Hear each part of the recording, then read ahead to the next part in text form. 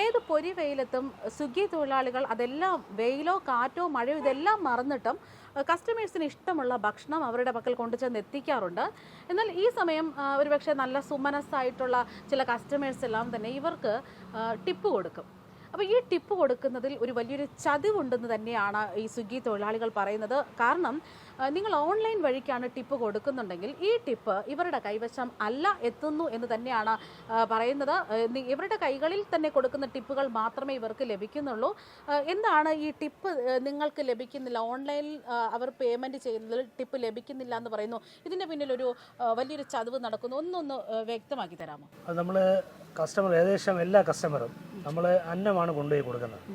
അപ്പോൾ അന്നം കൊടുക്കുക എന്നുള്ളത് ഒരു പുണ്യപ്രവൃത്തിയാണ്. അപ്പോൾ അന്നം നമ്മൾ കൊടുക്കുമ്പോൾ അവർ സന്തോഷം കൊണ്ട് ടിപ്പ് ഓൺലൈനിൽ അവർ ടിപ്പിൻ്റെ ഒരു ഇത് കൊടുത്തിട്ടുണ്ട്. മാർക്കിൽ പിക്ക് ചെയ്യുമ്പോൾ 20 30 ടിപ്പായിട്ട് പോകും. പക്ഷേ ഇത് സ്വിഗ്ഗിയുടെ ആപ്പ് കയ്യിൽ വന്നു കഴിഞ്ഞാൽ ഈ ടിപ്പ് നമുക്ക് വരത്തില്ല. അപ്പോൾ നമ്മൾ ഈ ഫുഡ് ഡെലിവറി ചെയ്യുമ്പോൾ ഈ കസ്റ്റമർ നമ്മളോട് ചിരിച്ചിട്ട് പറയും ടിപ്പ് ഇട്ടിട്ടുണ്ടേ എന്ന് പറയും. അപ്പോൾ നമ്മളിങ്ങനെ നോക്കും ടിപ്പ് വന്നിട്ടുണ്ടോ, ഇല്ല. അപ്പോൾ നമ്മൾ നോക്കുമ്പോൾ ടിപ്പ് വരാറില്ല. അപ്പോൾ അവർ നമുക്ക് കയ്യിൽ തരുന്ന ടിപ്പ് മാത്രമേ നമുക്ക് ലഭിക്കുകയുള്ളൂ. അപ്പോൾ ഈ കസ്റ്റമർ കൊടുക്കുന്ന ടിപ്പ് ഏകദേശം 90% പേരും അറ്റ്ലീസ്റ്റ് കുറഞ്ഞത് 10 രൂപയെങ്കിലും പെർ ഓർഡറിന് അവർ ടിപ്പ് ക്ലിക്ക് ചെയ്യും. പക്ഷേ ഈ പൈസ വരുന്നില്ല. ഈ പൈസ അത്രയും പോകുന്നത് സ്വിഗ്ഗിക്കാണ് പോകുന്നത്. ഇത് ഒരു കസ്റ്റമറല്ല നമ്മളോട് പരാതി പറഞ്ഞിട്ടുള്ളത്. ഇതിൽ 50 രൂപ തന്ന കസ്റ്റമർ ഉണ്ടാവും, 100 രൂപ. അതായത് ഒരു ഓർഡർ എന്ന് പറയുമ്പോൾ ചിലപ്പോൾ 2000 2500 രൂപയ്ക്ക് ഒറ്റ ഓർഡർ ചെയ്യുമ്പോൾ അവരൊരു 10 100 രൂപ തന്നെ ടിപ്പായിട്ട് ക്ലിക്ക് ചെയ്യും. അവർ നമ്മളോട് അവിടെ പോകുമ്പോൾ പറയും, മോനെ ഞാൻ 100 രൂപ ടിപ്പ് അയച്ചിട്ടുണ്ടെന്ന് പറയും.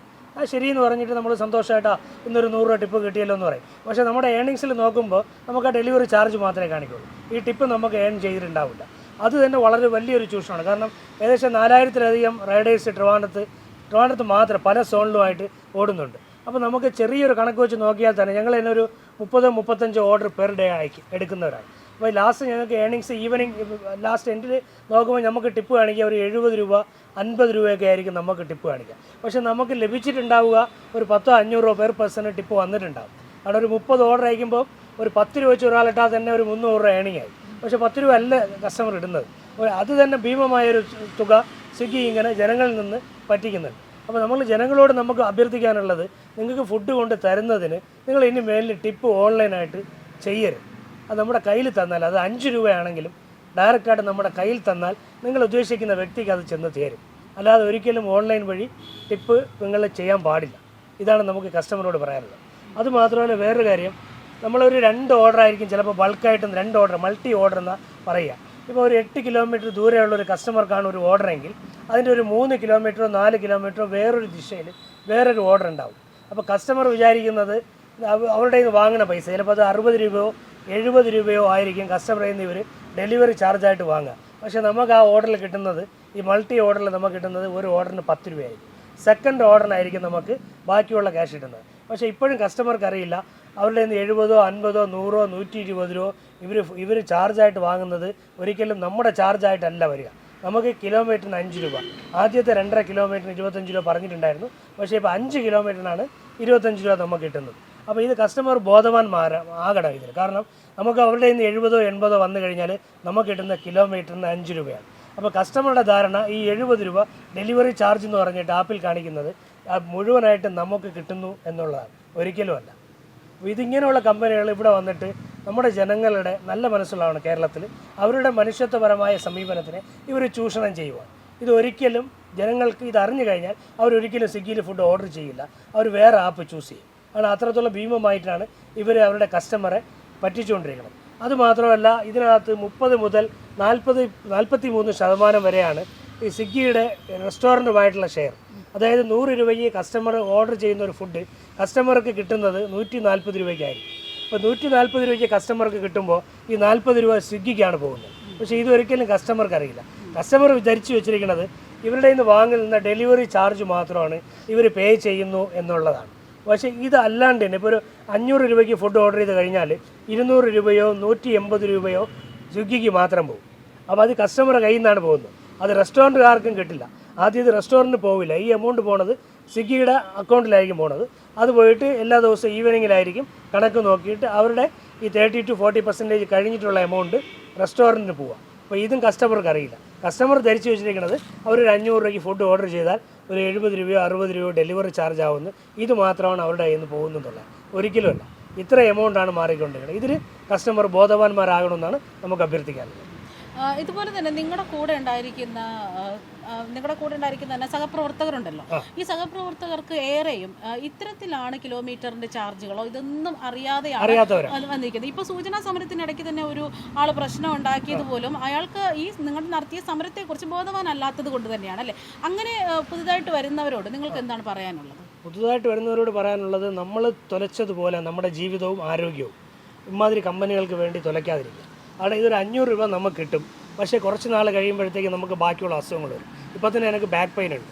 ഞാൻ കറക്റ്റായിട്ട് നമുക്ക് അതായത് നമ്മൾ ഈ ഫുഡും കാര്യങ്ങളൊക്കെ കൊണ്ടുപോകുമ്പോൾ നമുക്ക് ശരിയായിട്ട് യൂറിൻ പാസോ ബാക്കിയുള്ള കാര്യങ്ങളൊന്നും നമുക്ക് ചെയ്യാൻ പറ്റില്ല. അപ്പോൾ ഞാനിപ്പോൾ ഒരു 4 മാസം മുന്നേ ഇതിൻ്റെ യൂറോളജി സർജറി, സ്റ്റോണിൻ്റെ സർജറി കഴിഞ്ഞതേ ഉള്ളൂ. അപ്പോൾ അത് കഴിഞ്ഞിട്ട് വേറെ നിവൃത്തിയില്ലാത്തത് കൊണ്ടാണ് വീണ്ടും ഈ ജോലിക്ക് വന്നത്. ആണ് വീണ്ടും ഇനി അടുത്തും ഈ സർജറി തന്നെ ചെയ്യേണ്ടി വരും. അപ്പോൾ പുതുതായിട്ട് വരുന്നവരോട് നമുക്ക് അഭ്യർത്ഥിക്കാനുള്ള, ഒരിക്കലും നിങ്ങളുടെ ഭാവി ഇമാതിരി കമ്പനികൾക്ക് വേണ്ടി നിങ്ങളുടെ ജീവിതം തുലയ്ക്കാതിരിക്കാന്നുള്ളത്. നമ്മുടെ 2 പേരുടെ DID ഇവർ ബ്ലോക്ക് ചെയ്തിട്ടുണ്ട്. അപ്പോൾ ഇനി നമ്മൾ ID എടുത്ത് കളഞ്ഞാലും നമുക്ക് പ്രശ്നമില്ല. കാരണം ഇനി വരുന്ന തലമുറയ്ക്കെങ്കിലും ഇത് പാഠമാകണം. ഇങ്ങനെ ചൂഷണം ചെയ്യുന്ന കമ്പനികൾ ഒരിക്കലും നമ്മുടെ കേരളത്തിൽ ആവശ്യമില്ല. അപ്പോൾ നമുക്ക് എൻ്റെ അഭിപ്രായത്തിൽ നമുക്ക് നമ്മുടെ ഗവൺമെൻറ് ഈ ഫോണോ കാര്യങ്ങളോ ഒക്കെ കൊണ്ടുവന്നതുപോലെ ഒരു ആപ്പ് ഗവൺമെൻറ് തന്നെ ഡെവലപ്പ് ചെയ്ത് ജനങ്ങൾക്ക് വളരെ കുറഞ്ഞ ചിലവിൽ ഫുഡ് എത്തിച്ചു കൊടുക്കാൻ ശ്രമിക്കണമെന്നാണ് എനിക്ക് അഭ്യർത്ഥിക്കാനുള്ളത്. കാരണം അതിൻ്റെ ഒരു റീസൺ എന്ന് പറയുന്നത് 2020-23 95,000 കോടി രൂപയായിരുന്നു സ്വിഗ്ഗിയുടെയും വേറെ ഡെലിവറി സൊമാറ്റോ പോലത്തെ ആപ്പിലെയും ഓൾ ഇന്ത്യയിൽ ഇവിടെ ഷെയർ 95,000 crores ആയിരുന്നു.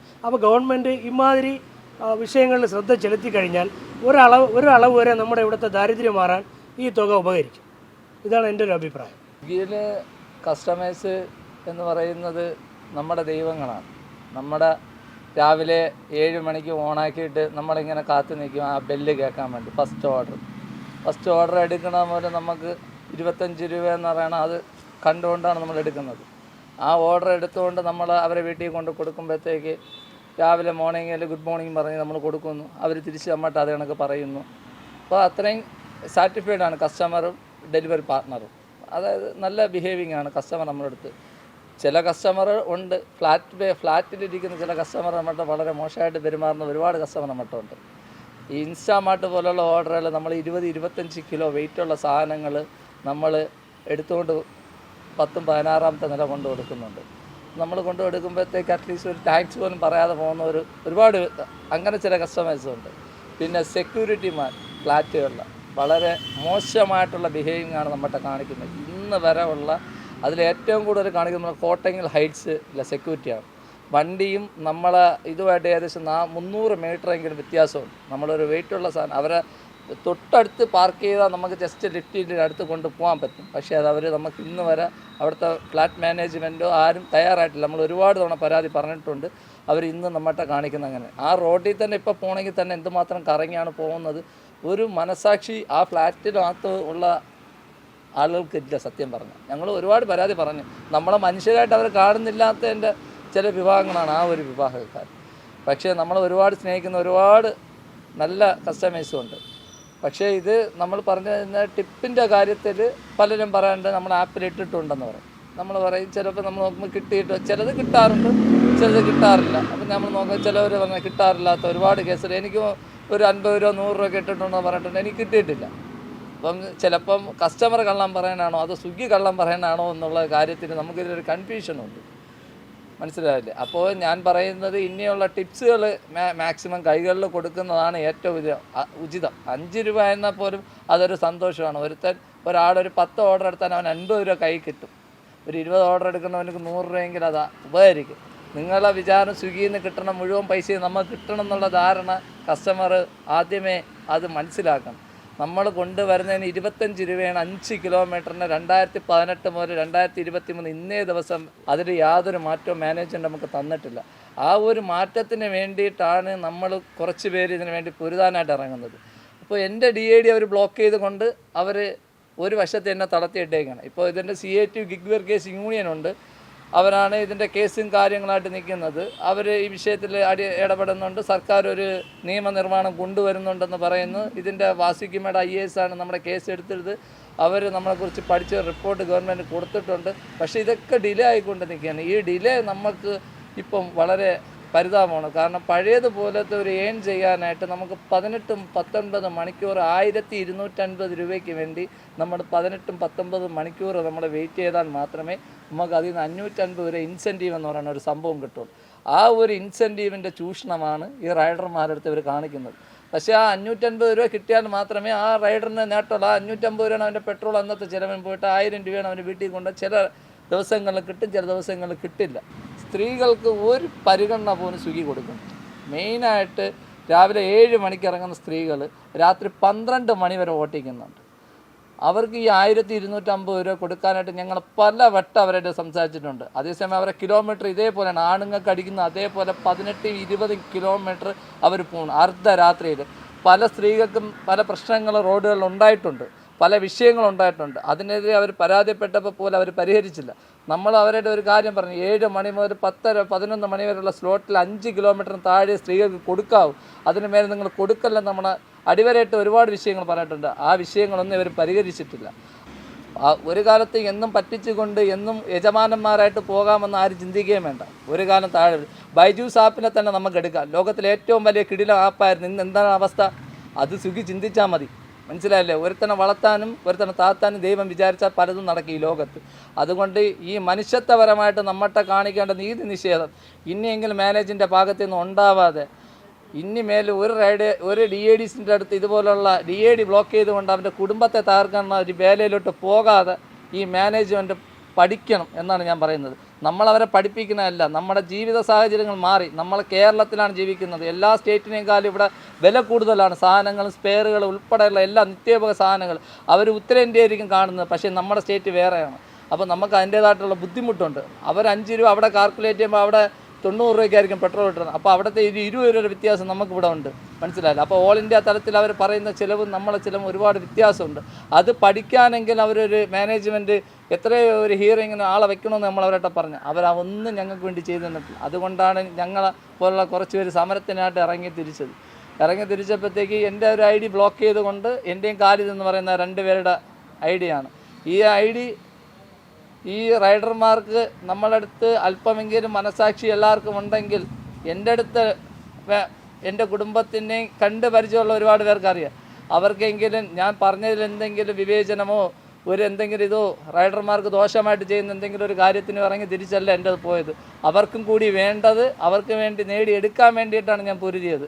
പക്ഷേ എൻ്റെ ID പോയത് കൊണ്ട് ഞാൻ ഒന്നിൽ നിന്ന് പിന്മാറുന്നുമില്ല.